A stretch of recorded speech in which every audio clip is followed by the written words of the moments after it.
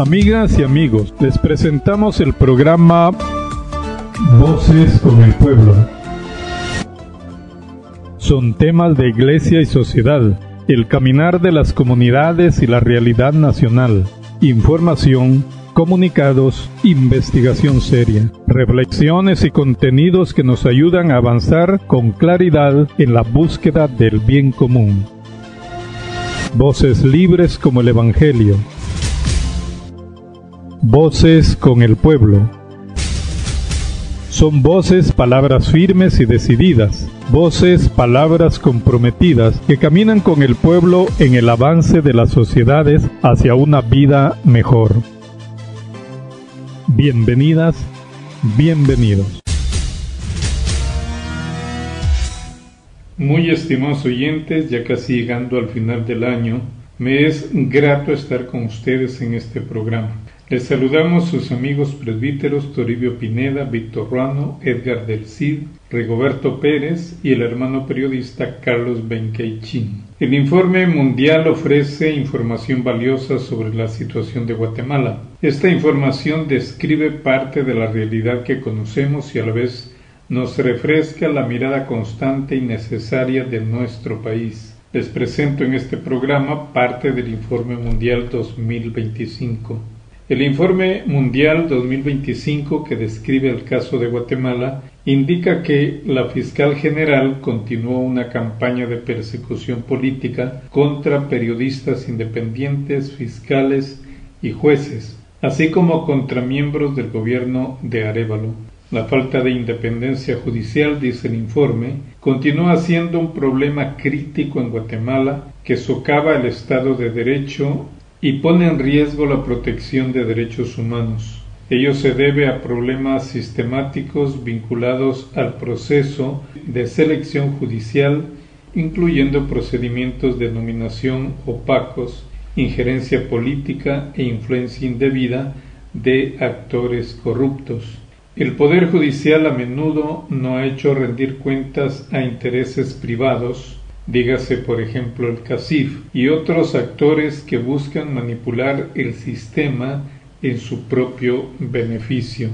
En septiembre, las comisiones de postulación formadas por rectores de universidades, dice el informe, y decanos de facultades de Derecho, magistrados y miembros de colegio de abogados y notarios, presentaron una lista de candidatos al Congreso para los 13 cargos de la Corte Suprema y los 156 de las salas de las Cortes de Apelaciones para el periodo 2024-2029.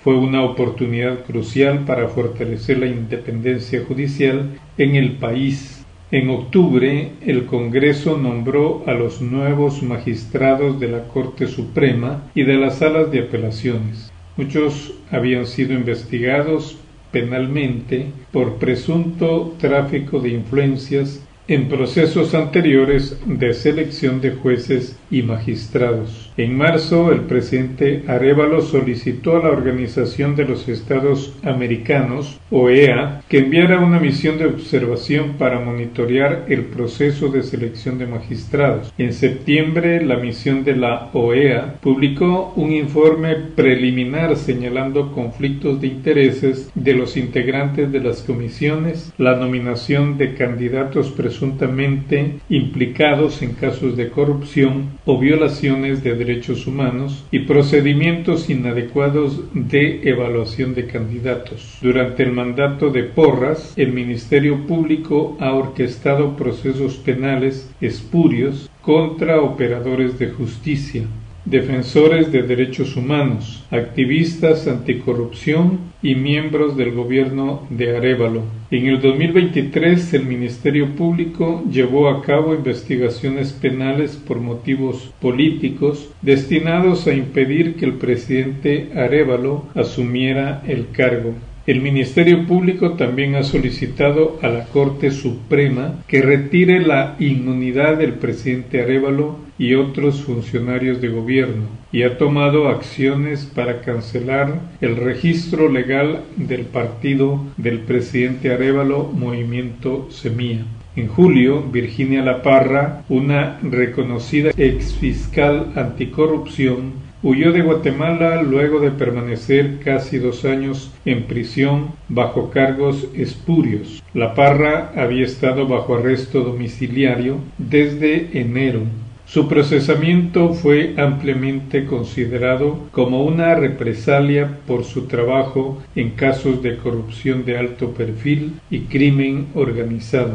El exfiscal anticorrupción Estuardo Campo permanecía en prisión al momento de redacción de este informe, acusado de los delitos de abuso de autoridad e incumplimiento de deberes, entre otros. Las audiencias en su caso han sido pospuestas en múltiples ocasiones, socavando su derecho al debido proceso. Sigue diciendo el informe 2025, según la organización no gubernamental Unidad de Protección a Defensores y Defensoras de Derechos Humanos de Guatemala, UDEFEGUA, al menos 91 personas se exiliaron debido a procesos penales, amenazas o acoso desde el 2022. Entre ellas 44 abogados y operadores de justicia y 26 son defensores de derechos humanos. En el 2023, UDEFEGUA documentó más de 9.000 agresiones contra defensores de derechos humanos, periodistas, organizaciones de la sociedad civil y comunidades que trabajan en la defensa de derechos humanos, incluyendo criminalización, acoso, difamación, estigmatización, amenazas, intimidación y violencia, la cifra más alta registrada hasta la fecha. El Ministerio Público y un sector del Poder Judicial ha creado un ambiente hostil para el ejercicio de la libertad de expresión y de prensa.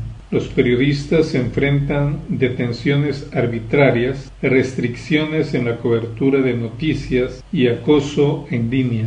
Al menos 25 periodistas huyeron del país en los últimos años, según la ONG Asociación de Periodistas de Guatemala, APG.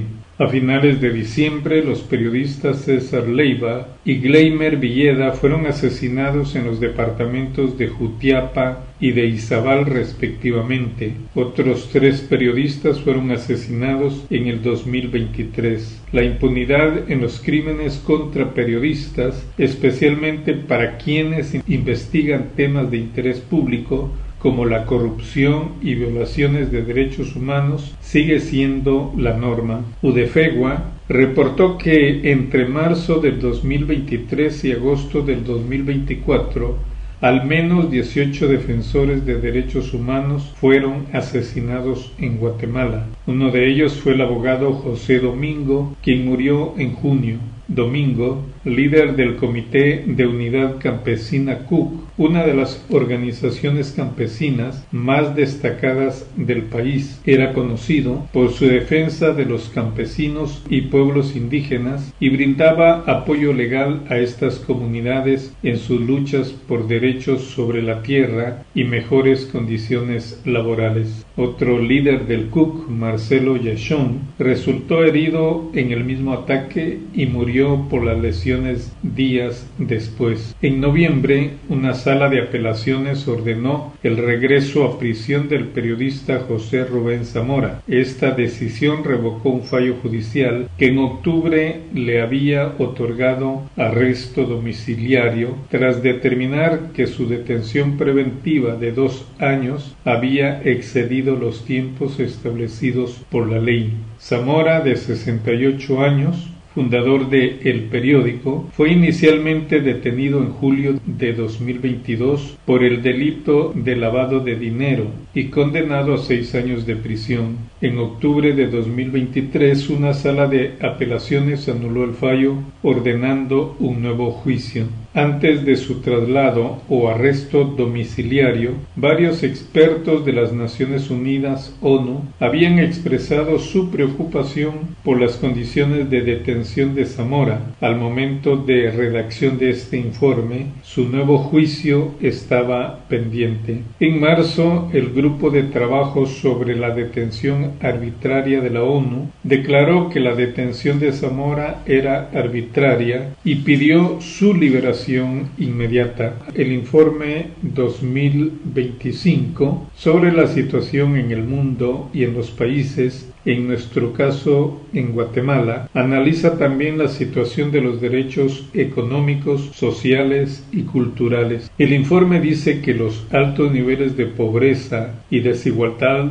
la discriminación estructural y la corrupción limitan el acceso a derechos fundamentales, especialmente para grupos que históricamente han enfrentado exclusión, incluyendo pueblos indígenas y comunidades afrodescendientes y rurales. Según cifras oficiales, el 56% de la población vivía en condiciones de pobreza en el 2023, incluyendo un 16% en situación de pobreza extrema, según la Línea Nacional de Pobreza. La desnutrición aguda y crónica afecta a niños y niñas en proporciones alarmantes. Hasta octubre, el país registraba más de 25,000 casos de desnutrición aguda en niños y niñas, según cifras del gobierno. Los casos reportados a octubre eran significativamente más altos que los típicamente reportados en esta época del año. Entre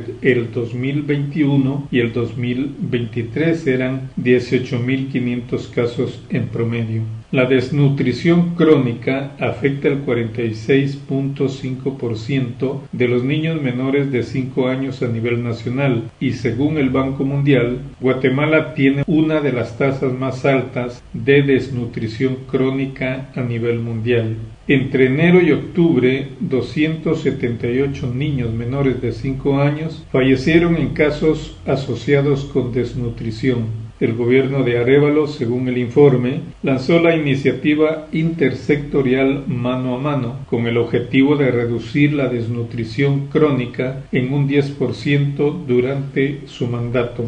La Oficina del Alto Comisionado de las Naciones Unidas para los Derechos Humanos, o ACNUD, reportó un aumento en los desalojos forzados y conflictos sobre la tierra en el 2023, los cuales afectaron principalmente a comunidades indígenas. En julio, la Comisión Interamericana de Derechos Humanos, CIDH, expresó preocupación por la falta de mecanismos de reconocimiento y titulación de tierras, lo cual permite el avance de proyectos hidroeléctricos, mineros, petroleros y de monocultivos sin consulta previa, libre e informada. Los líderes indígenas que defienden su tierra y el medio ambiente enfrentan criminalización, acoso y amenazas. Según reportes de medios, los desalojos realizados frecuentemente han involucrado abusos por parte de la policía y agentes de seguridad privada y han resultado en la destrucción de hogares, desplazamiento forzado y otras violaciones de derechos económicos, sociales y culturales para las comunidades afectadas. En diciembre, la Corte Interamericana de Derechos Humanos falló que Guatemala violó múltiples derechos del pueblo indígena Maya Quechí en el municipio de Lestor, departamento de Izabal, en parte debido a la falta de titulación adecuada de sus tierras y la falta de realización de una consulta previa adecuada sobre actividades mineras que afectan su territorio. Estimados oyentes, hasta aquí con el programa de hoy. Gracias por su atención. Les hemos presentado su programa Voces con el Pueblo,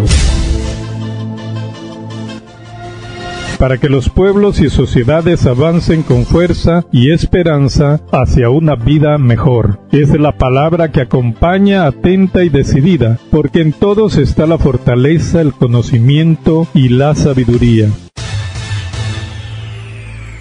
Voces con el Pueblo, voces libres como el Evangelio. Un espacio para la toma de decisiones colectivas. Agradecemos su sintonía y la invitamos a unirse a nosotros en nuestro próximo programa.